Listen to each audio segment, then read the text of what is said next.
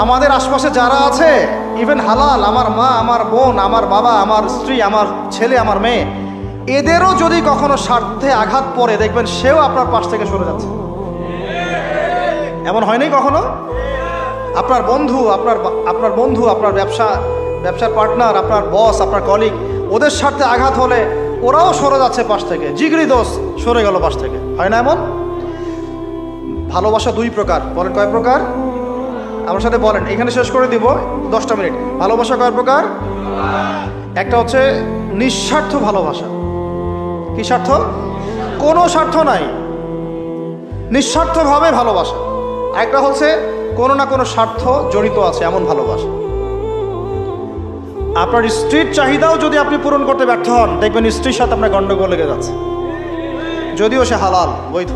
তাই না? এমন হয় না অনেক সময়? আমি তো অনেক দিন বলেছি, অনেক দিন আগেও বলেছি, 5 বছর 6 বছর আগে, যে